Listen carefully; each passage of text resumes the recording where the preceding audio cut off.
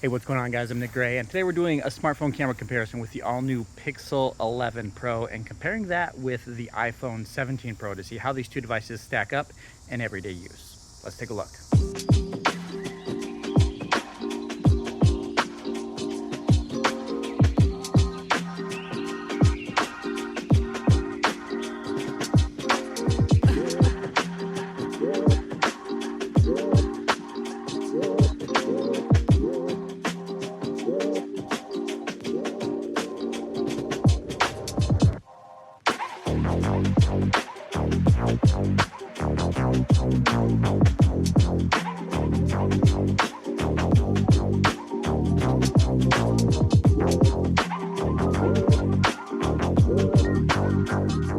And for video capture on these devices, we do have 4K 30 here, though we can go all the way up to 4K 60 FPS from all of the cameras.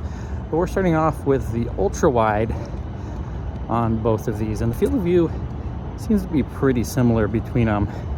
Moving into the main camera, this is always going to be the best one for photos and videos, as well as stabilization as well.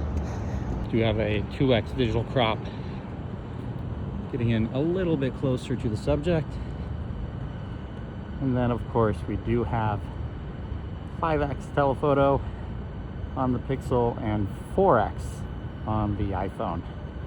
It's nice to have a little bit more, or being able to capture a little bit more detail getting in closer on the Pixel than you can with the iPhone.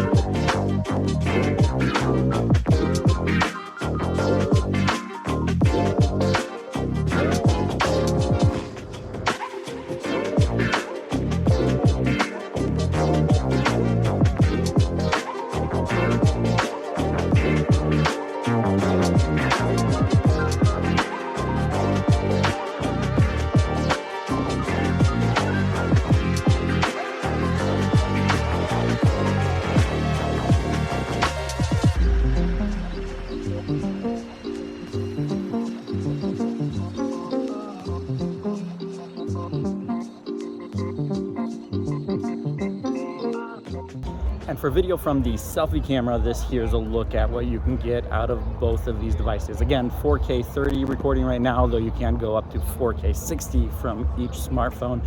I do like that the Pixel seems to be slightly wider with the field of view here, allowing you to capture just a little bit more of the scene as opposed to the iPhone. But let me know what you think in the comments below. But I'm going to switch things over to the rear cameras just to show you the difference between the selfie camera and the main camera on the back of the phone. And here we go, the main camera on the back of the Pixel 11 Pro and the iPhone 17 Pro. You will notice that you do get a shallower depth of field from both of these, allowing the subject in the forefront to be separated from the background, which is kind of nice with that bokeh effect, though you are a little bit punched in closer as opposed to with what you get with that selfie camera. Let me know, though, which of these two devices you think performs better in these types of situations.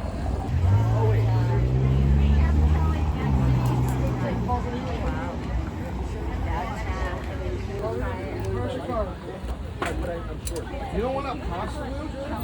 12.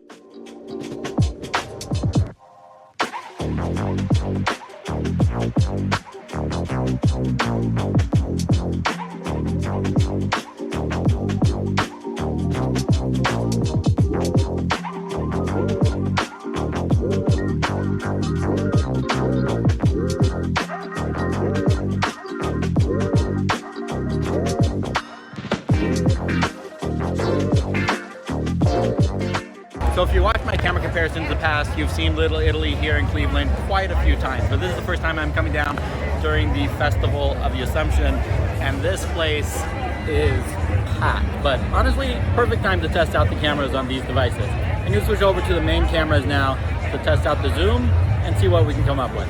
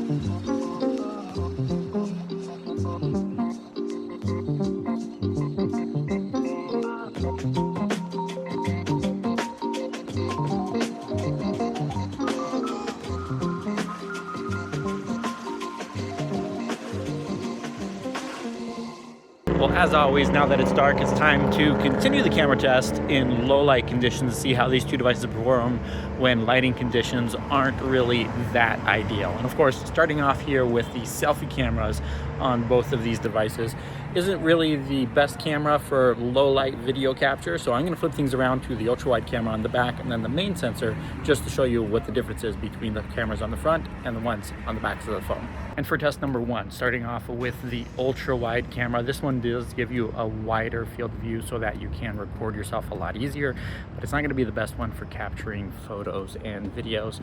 So switching over to the main camera, which I'm going to do right now, is always going to be the best one for photo and video capture when low light conditions. And here we go, look at the main sensors on the back of both of these devices. This should give you the best video possible when recording in lighting conditions like this, but let me know what you think of the results in the comments below, whether the Pixel or the iPhone is doing a better job here.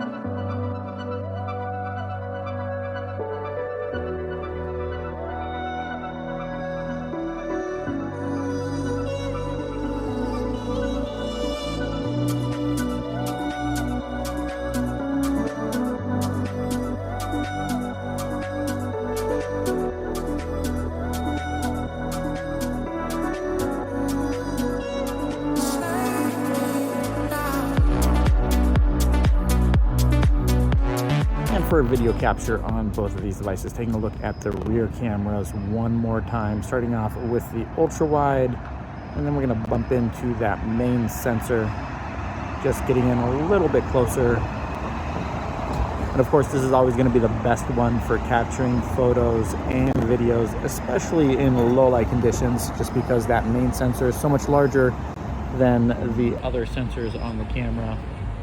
Bump into a 2x digital crop on both of these. Of course, having the dedicated telephoto cameras, 5x on the Pixel, 4x on the iPhone. So the Pixel does get in just slightly closer.